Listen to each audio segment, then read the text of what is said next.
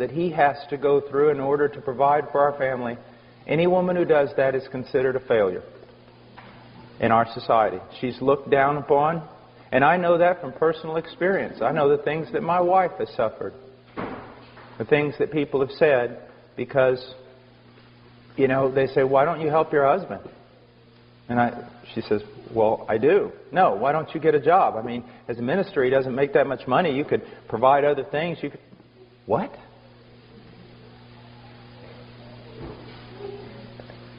Now, we're going to look at a few things that are very, very important.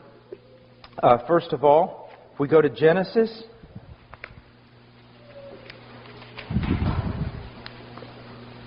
chapter 2.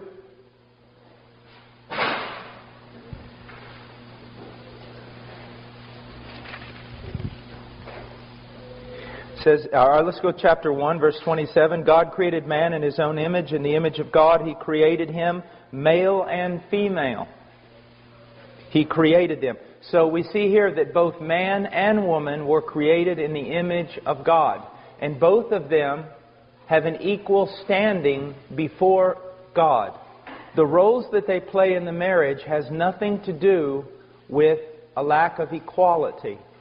When we will get to the point where it says that a man is head of his home and a wife is to live in submission to her husband, it does not mean that the wife is less than her husband. It does not mean that. If you think it does, then guess what? You've just destroyed the Trinity. Because did not the Son submit to His Father? So did that make the Son less than His Father? If you say yes, then you have just committed heresy. Within the Trinity itself, the Son submitted to His Father. And yet the Bible says the Son and the Father are one and they are equal. So my wife and I, we are one and we are equal. We function in different roles. Okay? Now today everyone says, no, you've got to have the same role or you're not equal. That's why there's this push by feminists, and they've won the day, to be honest with you. They've won the day, that women ought to be fighting on the front lines. That women ought to be doing what men do in everything. And if you deny women that, then you're not treating them as equal. No, what you're doing is you're denying that men and women are different and that they were made different by a Creator God. We are different, and we were created for different roles. But we are equal. We're all made in the image of God. God blessed them in verse 28 and said to them, be fruitful and multiply and fill the earth and subdue it. That subdue the earth was also given to the woman. But there is a different role in subduing the earth. Now, I want to just for a moment, I want you to think, before we get to the idea of a woman submitting to her husband, I want you to just think about something. And this, men, this is also for you. Let's say that there is a woman who looks at the biblical command of a woman submitting to her husband. And then she looks over at her husband. He's a guy who works all the time. But he works all the time not necessarily to provide for his family. He works all the time, and then he's with his buddies, and then he's getting all kinds of things for his hobbies, and he's all about what he likes to do. And in doing all the things he likes to do with all his buddies, he's basically neglecting his wife and his children. And a woman looks over at that and says to herself, I got to submit to that? To a selfish boy who basically lives for himself? That can really make a woman bitter. Now, but if a woman looks over and sees a man, and imprinted upon his face is, hallowed be thy name, thy kingdom come, thy will be done. She can look at him and she can still become embittered. Why? Because he can say that and basically say the same thing. I got to neglect you and our children because I'm all about the kingdom of heaven. How many pastors' wives have become embittered because the husband has sacrificed his family for Jesus' sake? Okay? And that's amazing because Romans 12:2 says that the will of God is perfect. And what it means is this: you don't have to disobey some of God's commands in order to obey the other ones. So you don't have to disobey what God commanded you to do with your wife and children in order to obey Him in what He commanded you to do in the ministry. But if a woman looks over and sees a man, and the man is, "Thy kingdom come, Thy will be done, hallowed be Thy name," and he begins to live that out within his closest relationships, that he strives that the kingdom come in his wife in fullness of joy, and he strives that the kingdom come into his children, and the woman sees that he sacrifices friends, hobbies, everything else for the sake of blessing his family, then a woman looks at a man like that and goes, with a twinkle in her eye, and says, yeah, I can follow a guy like that, who is selflessly giving himself away to his family. Sure. Do you see, men, again, the responsibility of leadership? You're saying, well, you're talking about us again. We wanted you to yell at our wives for a while. But see, again, if you're going to be, you know this, some of you men are over other men. You have jobs that place you over other men. If those men that are under you mess up, the boss doesn't go talk to them, does he? He talks to you. Your men messed up. They're under your authority. You see? It's the same way. And so, this is something that is extremely important. Now we get to verse 23 of chapter 2, and he says, "And man said, This is now bone of my bones and flesh of my flesh. She shall be called woman because she was taken out of man." Now, even though I believe that there is a way in which we can say our children are of our flesh, if we want to be purist in the biblical language, we have to recognize man and woman, husband and wife, are one flesh in a deeper way than you could ever think about children. I am not of one flesh, as it says here, with my children. I am one flesh with my wife. Now, someone can think that they've been a wonderful mother even though they've been a failure as a wife, and that's not true. If you've been a failure as a wife, you've been a failure as a mother. Now, I have a friend in Peru who's very bold, and on Mother's Day, that's what he preached. He said he was bold, I said he was crazy. But the greatest thing that my wife can do for her children is to love her husband and respect him. Why should children respect their father when they see that the mother doesn't even respect their father? Now, so we're one flesh. It's the highest and most important relationship. And I am not a good father if I jump over the mother and dedicate myself to the children, which is very easy to do. Now, men, one of the things that, again, is very important is oftentimes, as men, we're usually a bit more independent. And some of us very independent. So we think, I'm handling my spiritual life. I'm an adult. My wife ought to handle her spiritual life too. Well, even though your wife may be very godly, she was not created for that. She is a woman who can grow before the Lord in her own right without us, that is true. But she was also made to grow with us and under our guidance and under our example. And when we neglect that, we are neglecting something that's very, very important. The fact that men and women were made by God to be different. Now, why did He make us this way? Because marriage is not ultimately about marriage. Marriage is ultimately about us representing the relationship between Christ and the church. Can the church grow independently of Christ? No. Women were created to grow with their husband, with the help of their husband, under the tutelage of their husband. That does not mean he lords it over her or he knows more than her. But she was just made for that reason. You leave her alone or think that she's strong and can make it on her own, which is oftentimes my sin, and you're going to mess up the whole thing of what God is wanting to do. Okay? Now, we go on, and let's go ahead now and go to Ephesians 5.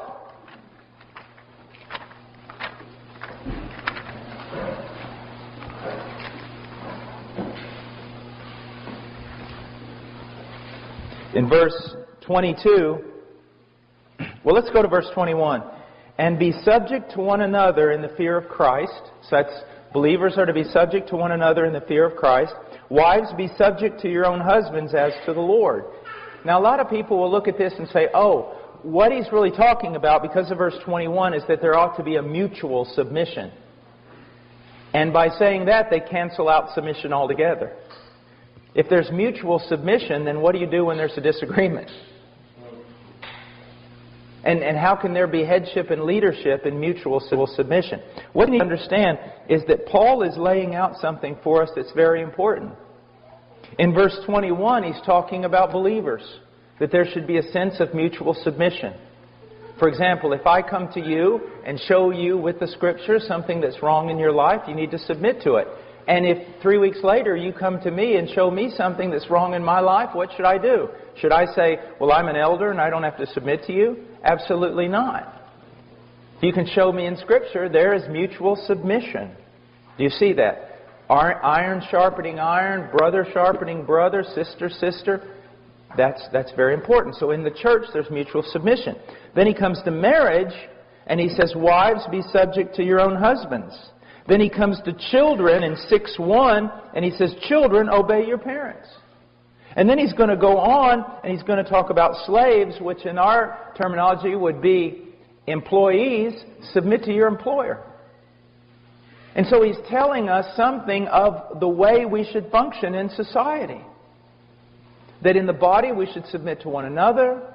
When we go to Peter, though, we also learn that we ought to submit to our elders when they're functioning according to the Scriptures and can show us with the Scriptures.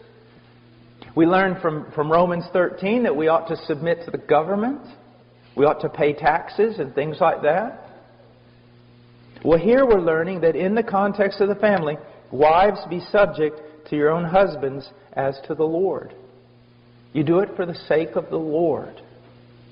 Now, let me just show you a practical way in which this works. Let's say that a big decision has to be made in our family. And I look at that big decision. I don't just make the decision. Say, well, I'm the boss. No. What I do is, my most trusted counselor with decisions regarding my family should be my wife. So we have to make this big decision. I go and talk to my wife. I want to hear what she has to say. And if we're in agreement, bam, okay, let's make the decision. If we're not in agreement, it doesn't mean, well, if we're not in agreement, it doesn't mean that, well, my wife's not in agreement, so I'm not going to make the decision. But what it does mean is this. If she's not in agreement, that's a real red flag for me. I mean, she's my most trusted counselor in the family. So if we're not in agreement, a red flag goes up for me. And what I'm going to do is I'm going to postpone that decision if I can. So that she and I can pray together, talk about it more, until we come to unity. And when we come to unity, I'll make that decision. But now, if the decision has to be made, and we can wait no longer, as the head of my family, it's my job to make that decision. And if I am right and my wife is wrong, I do not gloat over her. And if she is right and I'm wrong, she does not gloat over me, ladies. Dear sisters, there's something that you need to recognize. Your husband is going to be judged more severely than you. When he's wrong, you should not gloat over him. You should be brokenhearted. Because he's going to be called to account for the wrong decision he has made. You need to be praying for him. His is a fearful, fearful job. Even though he may not know it. Even though your husband may just make decisions nonchalantly because he really hasn't learned the fear of the Lord, you need to pray that he does. And when he makes a wrong decision, you really need to be a blessing to him. It's a hard thing. It's a very hard thing. It's a dangerous thing.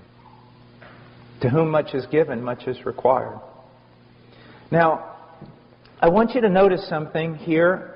It says, wives, be subject to your own husbands. And then, in the end, in verse 33, it says, nevertheless, each individual among you also is to love his own wife, even as himself, and the wife must see to it that she respects her husband. Now, it's interesting here that it doesn't say that wives are supposed to love their husbands. It says they're supposed to submit to them and respect them. And it's interesting that here it doesn't say that husbands are to submit to and respect their wives, but they are to love their wives. Now, that does not mean that husbands are not to respect their wives, or that women aren't to love their husbands. That's not what it means. But it does tell us something that's very interesting. I do not need my wife to call me 3 times a day and say, honey, I love you. I don't need her to send me flowers that says, I love you. I mean, I'm sorry, I just don't need that. I don't. What do I need? I need my wife to respect me. That's what I need. As a man, I'm made different than a woman. I need my wife to respect me. The whole world. I can wake up one morning, and sometimes with the internet I feel like I do, and every person in the world standing outside in my yard with down with Paul signs. Paul should die. Paul's a false prophet. Paul's this. I mean, I get everything you can imagine. That really doesn't affect me. What does affect me is when my wife, when I feel as though she does not respect me. That kills me. It takes all the strength out of me. You want your husband to be strong? Respect him. Honor him. Now, here's an interesting thing. But it does say that the husband should love his wife. What does the wife need? Constant reminders of that she's loved. She needs constant reminders that she's loved. You say, well, you know, I'm just not the kind of guy that says that stuff. I know you're not. Repent. But here's our problem. Here's my problem. We get to thinking that our wives are like us. Well, I don't need someone telling me they love me all the time. I don't need affirmation in that area. And so we don't give it. Not because necessarily we're just terrible husbands. I'm telling you, we've been raised in a culture where we've been led to believe that we're just alike, men and women. And we're not. We're not just alike. Now, my wife needs respect. Your wife needs respect. But primarily what they need is an affirmation that they are loved, especially today. I mean, a woman's not even worthy of love in today's culture unless she's 5'10" and weighs 7 kilos or something. You know what I mean? You know that, right? We say she's not even worthy of this kind of stuff. That's only for very special women. And that's the kind of, you know, your women, your wives constantly are looking at women in magazines who aren't even real. And they're going, I don't look like this. You know Cindy Crawford, the famous supermodel? She said something one time that was really wise and true. They were interviewing her and she said, what you need to understand is Cindy Crawford doesn't look like Cindy Crawford. And they said, what do you mean? She goes, do you really think my legs are that long? You know, they can do great things with a computer. And when I'm bent over like this with a beach ball, yeah, I've got a little roll of fat here too, but they can move that away. They can take that off. And so what happens is just normal women are being compared, and they compare themselves to these pictures that aren't even real. Not even the supermodel looks like that. And they walk around going, how could my husband love me? And then, if they walk in the living room and the husband is watching a television show where the women do look like that, don't think, man, that doesn't impact your wife negatively. That it doesn't make her think again, am I even loved? So we need different things. We need different things. Now, there's a whole... What's amazing about this passage is it only really tells the woman, just be submissive to your husband and respect him. And the whole chapter is about men and how they're supposed to die to themselves and love their wives as Christ loved the church. So, again, we see that the greater responsibility is where?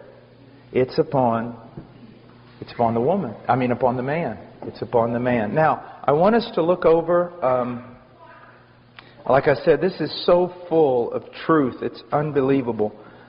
But we just don't have time to catch everything. I want us to go over for a second to 1 Timothy chapter 2, verse 9.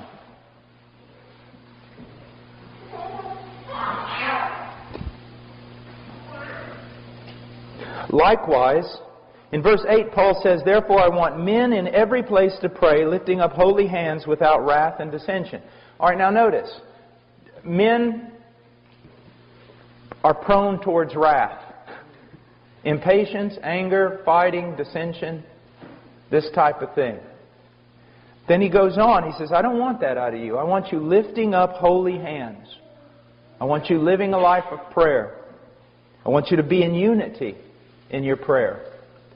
But now he goes to 9, he says, likewise, I want women to adorn themselves with proper clothing, modestly and discreetly, not with braided hair and gold or pearls or costly garments. Whoa. Well, hold on there. And this is something I'm going to be very honest with you, that my wife and I have been, we've really been struggling with this. Not that we don't want to obey it. We want to make sure we know what it means. Because what does it mean? Because we've been given some terms here, and they're not, we almost look at this and say, why didn't you give us more? Give us a rule. Give us, something that we can just follow. But I want you to look at some things. I want you to see, first of all, likewise I want women to adorn themselves. Now, he wants women to adorn themselves. Okay? So adornment's not bad. But that adornment, we're going to see, is in verse 11. In verse 10, it's good works, godliness, a quiet and submissive spirit. Now, but let's go on. He says, I want women to adorn themselves with proper clothing. That tells me that there is clothing that's improper for a Christian woman. All right? That's just logic. There is clothing that is improper for a Christian woman. Now, he says, the clothing must be modest. Modest. This is a very important. It's literally proper clothing with modesty is the way it goes in the original text. So, with modesty. My wife has a really good thing that she says, and she goes, if your clothing is a frame for your face from which the glory of God is to shine, it's proper. If it draws attention to your face. If your clothing draws attention to your body, to outline it, to make it noticed, then it's sensual. It's sensual. What you're doing is wrong. Now, I want to step off for just a second. Women, you need to understand something. Men are not as dumb as you think they are. My wife and I have a friend in Illinois, and she's a very pretty lady. Very pretty. And if she walked in that door right now, every man in this room, if he turned and saw her, this is what they would say. Well, that's a very pretty lady. That's a very eloquent lady, elegant lady. That's a beautiful lady. And that's what they would think. But ladies, there are also women that aren't half as attractive as that lady I just described to you, either in their face or in their body. And they could walk in that door, and the moment every man heard the door open and he looked over there, if he was a godly man, he would have to go like this. Because it's not beauty, it's sensuality.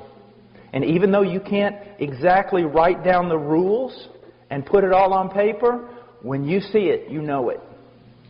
There is a difference between beauty and sensuality. And God is not against beauty. He is against sensuality. In Philippians, we are told to think on things that are excellent, that are noble, that are just, that are right, that are true. The way a woman carries herself and the way she dresses ought to promote the following types of words: modesty, discretion, wisdom, beauty, elegance, refinement, but not sensuality, luxury, extravagance. You know, extravagance, ladies, is when your husband wants you to take off your earrings so he can make them into lures to catch northern pike.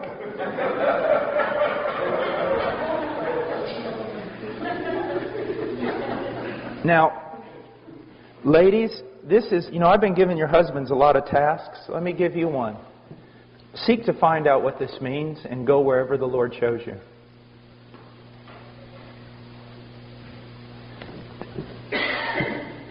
There is nothing more attractive than a woman who has this look of wisdom and discretion and nobility and simplicity.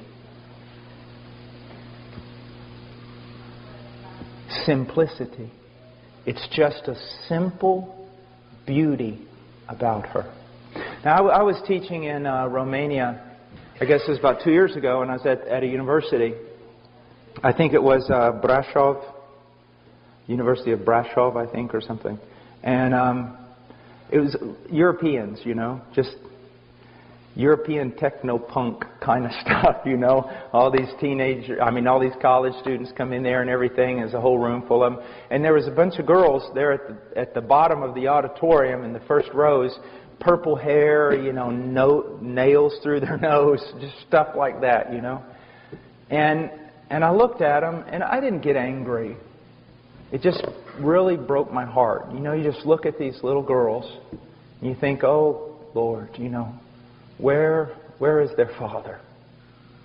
What's happened? And this is what I did. I looked at them and I said, how many of you have seen the movie Pride and Prejudice? BBC, or the recent one with Keira Knightley, or how many of you have ever seen that, or seen Sense and Sensibility? Those two movies. And most of them went, I have. And I said, after you saw that movie, those movies, did you feel sad? Kinda? And a lot of them went, well, yeah, I did. Come to think of it, when I saw those movies, I felt sad. And I said, do you want me to tell you why? And they said, sure. I said, because much of what you saw in that movie has been killed in you. It's been killed. There was a time when people dressed for the sake of beauty. Now it's for the sake of lust. It used to be refinement. Now it's grunge. And I said, isn't it amazing that even though this really didn't happen in the movie, this was kind of the thing the movie gave you. Like if a girl was standing there and she reached for a book, let's say a 19-year-old girl, and she reaches for a book, and the moment she reaches for the book, a boy also reaches for the same book, and his hand crosses her hand like this just by accident, and guess what happens? The moment that happens, she almost loses her breath, she flushes, and has to leave the room. Look what they've done to you. Look how they've robbed you. And you've allowed yourself to be robbed. The young man, his heart's beating and he doesn't even know what to do. Just jumps out of a window. The young girl is all flush and she's just feeling all these emotions that are just about to explode in her heart, and tenderness and innocence and all these things that have been killed in you, young lady. They've been killed. Sin causes death all the time. It kills everything. It kills beauty. It kills poetry. It kills refinement. I would challenge you to get into the Scriptures, and it is a difficult task, because you start asking yourself a question, well, what is it? What is masculine? I mean, does it mean I can never wear pants? Does it mean this or that? Those are very hard questions, and you know what? You need to have a lot of grace, because when the Scriptures do not say something specifically, you better not be putting your specific rules upon people. Be very careful here. And as you know, I mean, my wife's here. She doesn't dress like a Puritan or something. But at the same time, I can tell you that she and I are in a transition.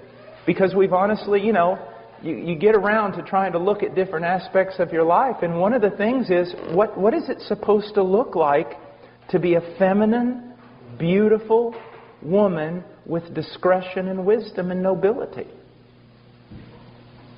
And you could dress a woman in a skirt that went all the way down to her heels, and she could still be sensual and ungodly. I mean, nothing's going to cover up a wicked heart. But how should the daughters of God dress themselves? And some people have gone really, I think the other side, and they just wear denim skirts and white tennis shoes and, put their hair a certain way, and everybody's a homeschooling mom. I don't think that's what the Scriptures had intended either. But I will tell you this. Take simplicity. Take modesty. Take discretion. Put within that beauty and elegance. Throw away from it all sensuality and luxury and extravagance, and try to find, where does the Lord want you to be? And I'll tell you this, just as a man. A woman who most people would say is not that attractive in her face or in her body. If you see nobility in her, if you see discretion and wisdom in her clothing, in her way of being, it is attractive. It is pleasant.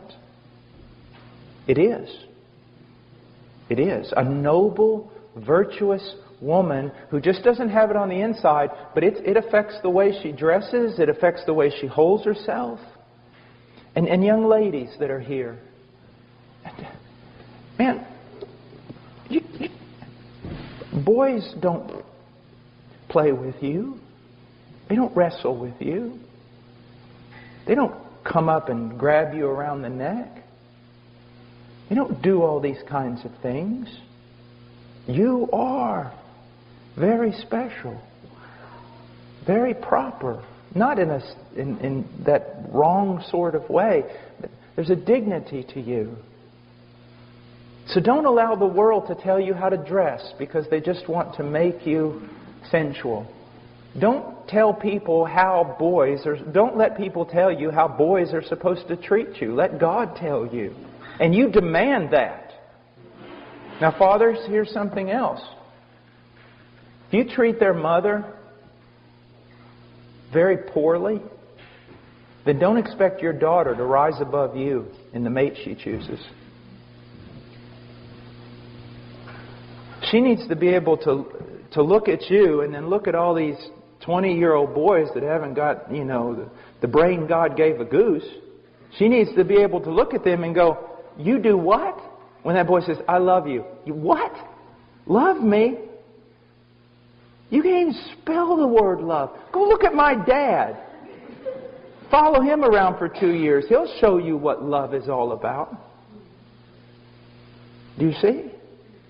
Guys, we do such a disservice to our daughters. We all do. When we neglect their mothers or treat their mothers common. So don't be angry one day when some guy comes along and treats your daughter as common. Now, look what it says here. It says,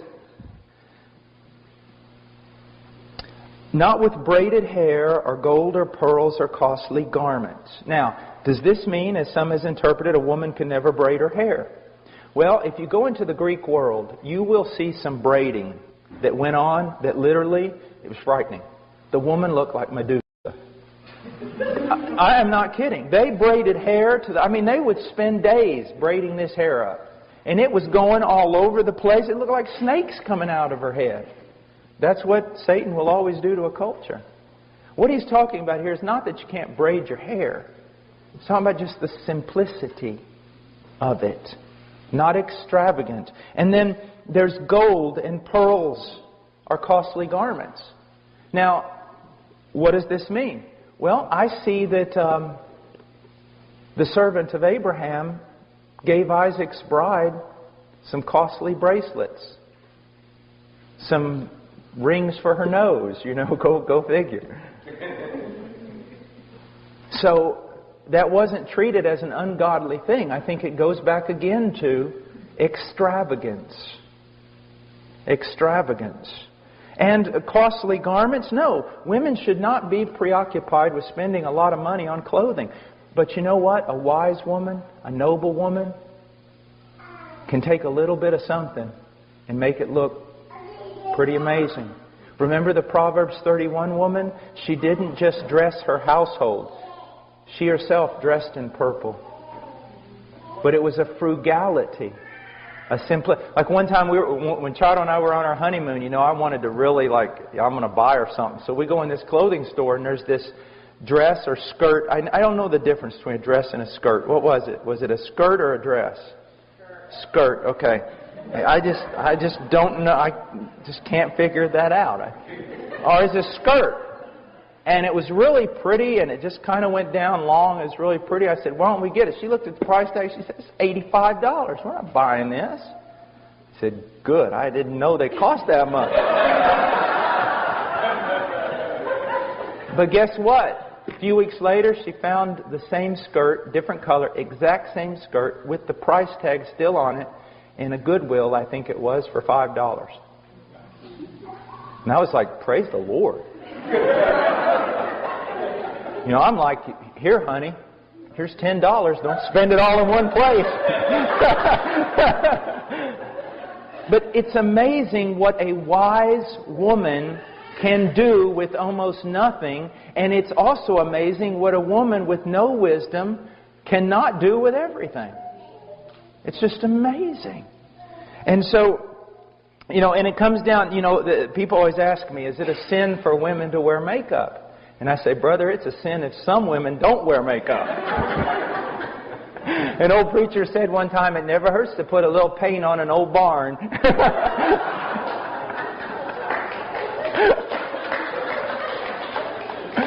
But now, here's the point again.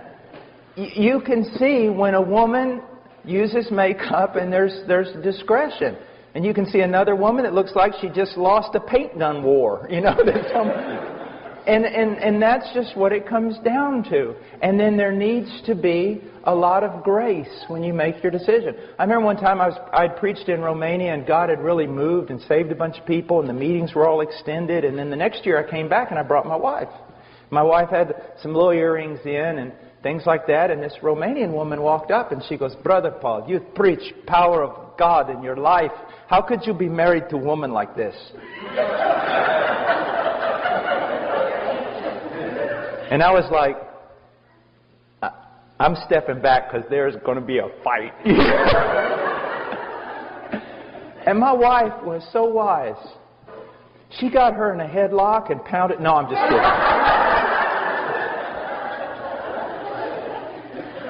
This lady who said this was about 25, 30 years old, 25. And she looked just haggard.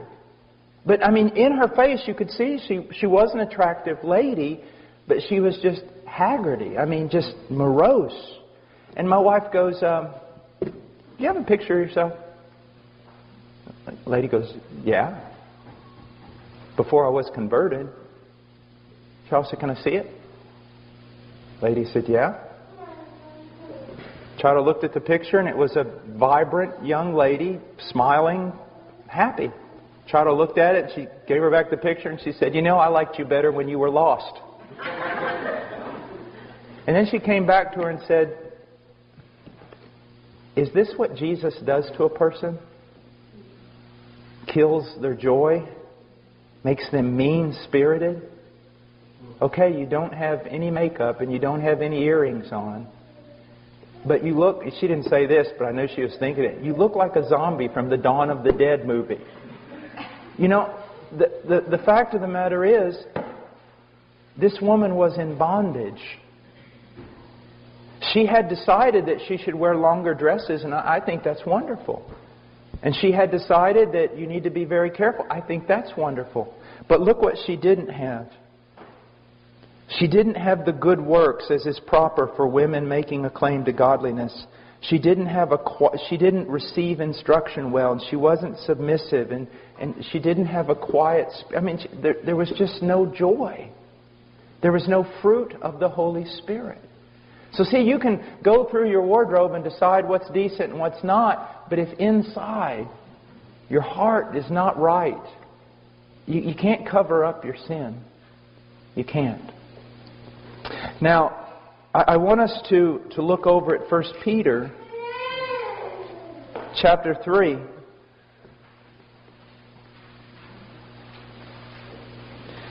Verse 1, "In the same way, you wives, be submissive to your own husbands, so that even if any of them are disobedient to the word, they may be won without a word by the behavior of their wives." I want to tell you something. This makes me laugh.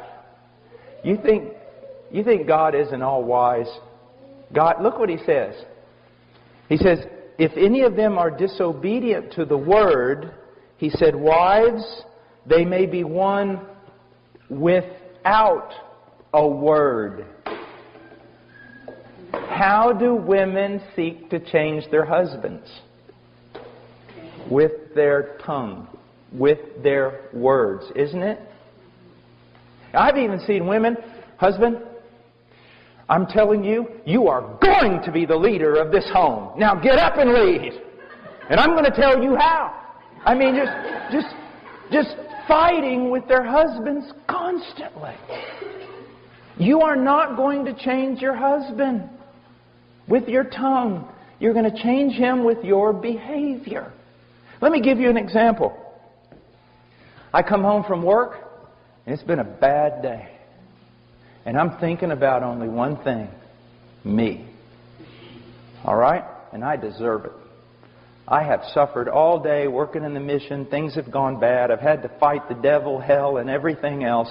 And I'm coming home, and things need to be right. And I come home, and they're not right. Now, usually my house is clean, and usually there is food ready and everything else. But I come home this particular day, and it looks like Godzilla came through my house. And I say, "Honey, what's the deal?" I mean, I'm out there fighting the devil all day, and I'm supposed to come home to an orderly house. And she spins around and looks at me,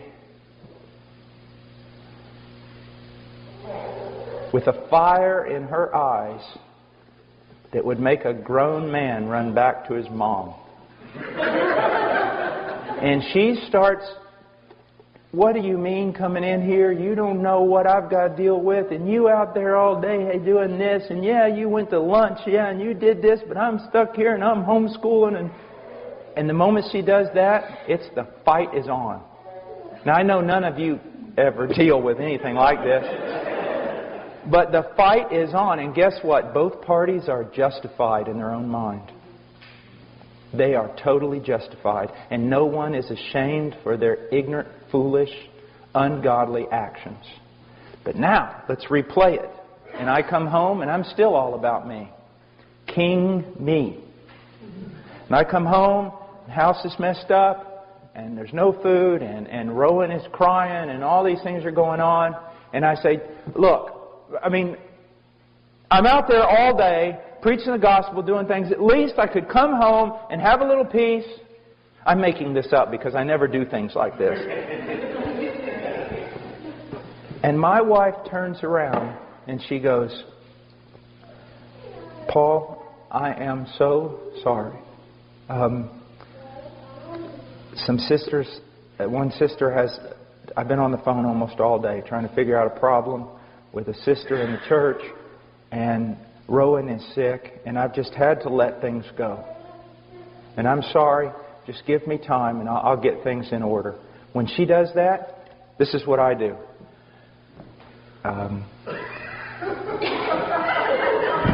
I go outside, go into my workshop, find oak is usually the preferable wood that you want. But hickory also is a good wood to use. And you take it with both hands like this, and then you go wham, wham, wham, wham. And then you crawl back into the house and you ask for forgiveness. Look what she's done. She couldn't beat me with her words, but she beat me with her behavior. She heaped burning hot coals on my head with her godliness. Do you see that? Now, men, it's the same way. Man, if we could ever get a brother to come up here. He teaches on marriage in Norm Wakefield.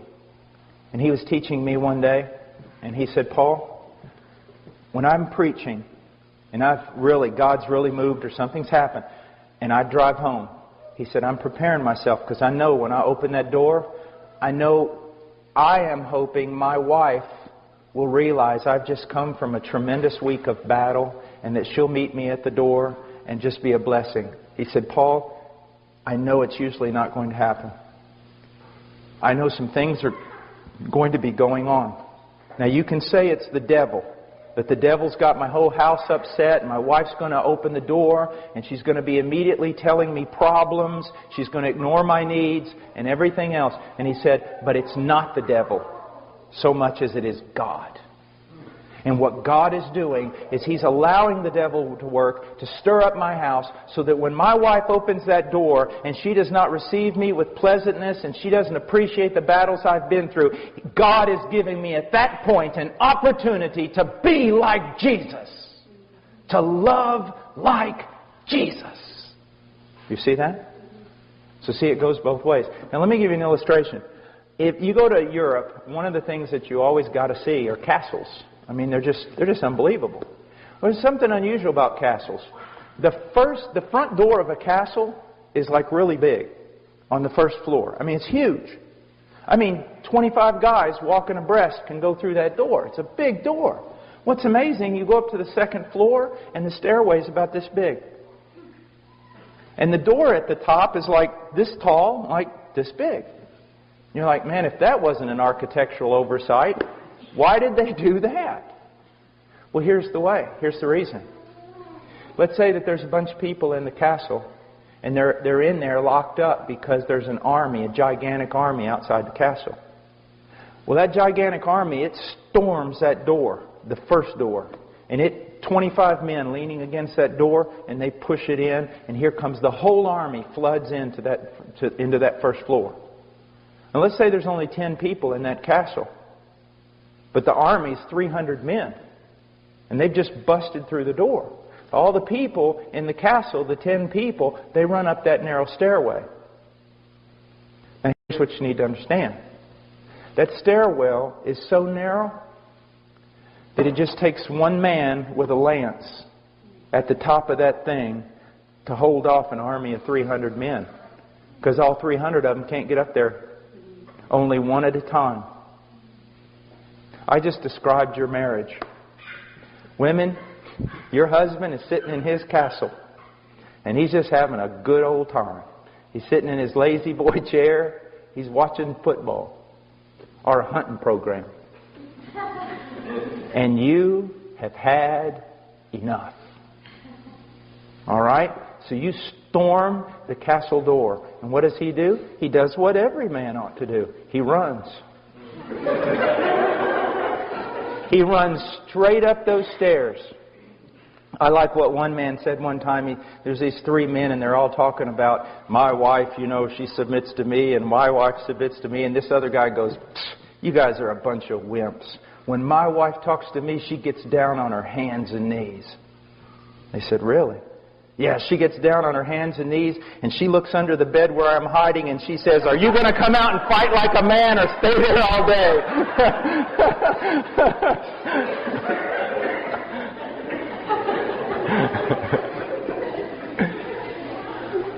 But here's the thing, wife. Your husband sees you, sees that double-edged sword coming out of your mouth, and he runs up, and he's got his lance, and you coming up that stairwell.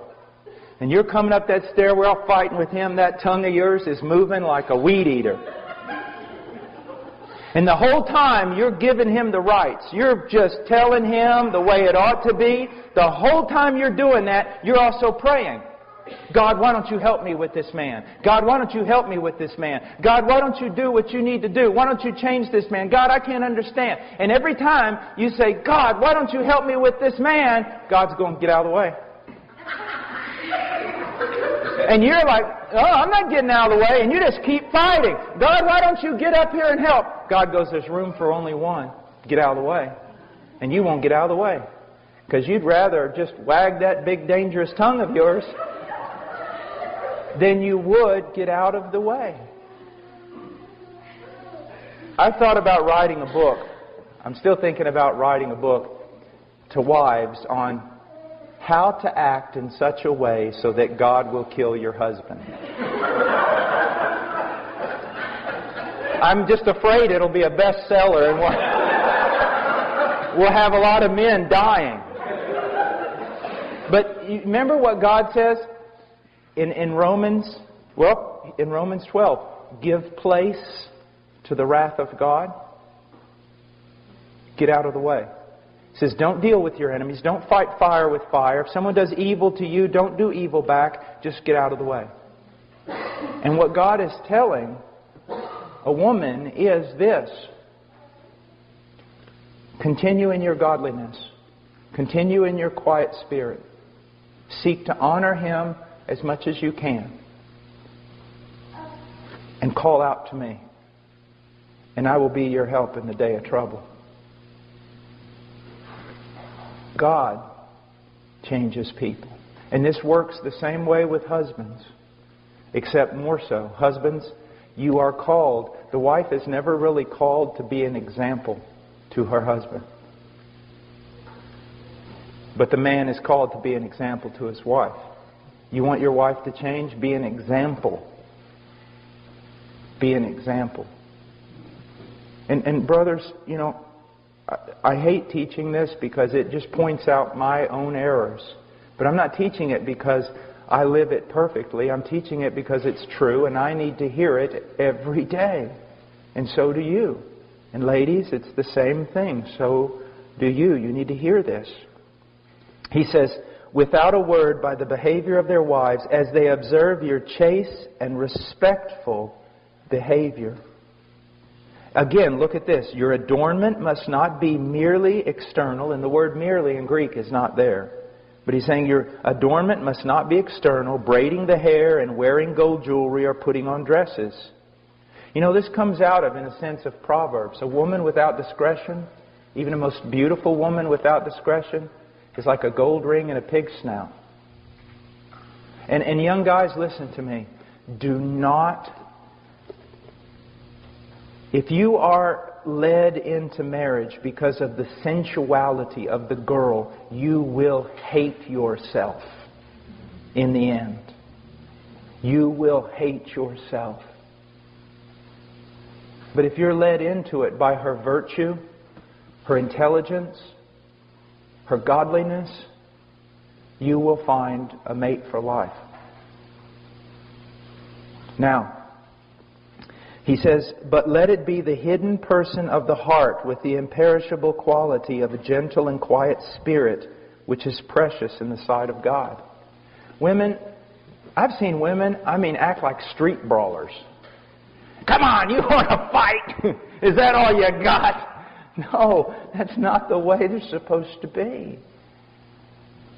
A gentle and a quiet spirit is the thing that will most disarm your husband.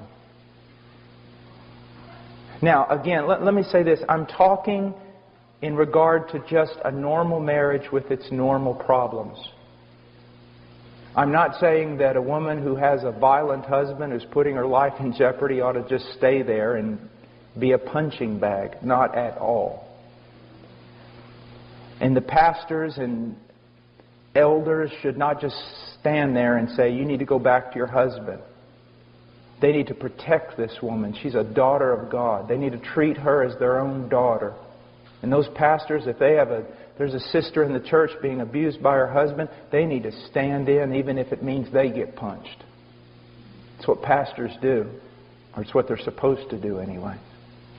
Just find it amazing how many pastors will send women back to a horrible, abusive relationship and tell them to do the will of God and do nothing to protect them. Jesus never called us to that kind of absurdity. But in a normal relationship with our normal problems, just getting mad over nothing like most of us do. Now, there's so much to say here. Let me say, it hurts me because this is like 7 days we could be talking just about this women thing. And let's go to the Song of Solomon. I want to talk to the young ladies, but this applies to everyone. Men, it would do you well to read the Song of Solomon. It would do me well because of all the beautiful things that is said here that to us seem just too goofy. But it's just because as men we're just so hardened. Look at the things that are found in the Song of Solomon. Verse 1 of chapter 4, how beautiful you are, my darling, how beautiful you are. Verse 7, you are altogether beautiful, my darling, and there is no blemish in you. All these types of things that are said that I fail to say. Because again, I think my wife is like me. Now, I want you to just look at something from the Song of Solomon again. Look at verse 9. You have made my heart beat faster, my sister, my bride. You have made my heart beat faster with a single glance of your eyes. There was a time when that was true. There was a time, guys, when you acted like peacocks strutting around just to get your wife to look at you. You saw that she looked at you and you almost fell over backwards. It's just like with the Lord, isn't it? When we first met the Lord, and if He showed us anything in His Word, we were so excited we just didn't even know what to do. And now He shows us things we don't even want to hear. There's something terrible about being in a relationship when it turns common. Now, another thing I want you to look at here in verse 9.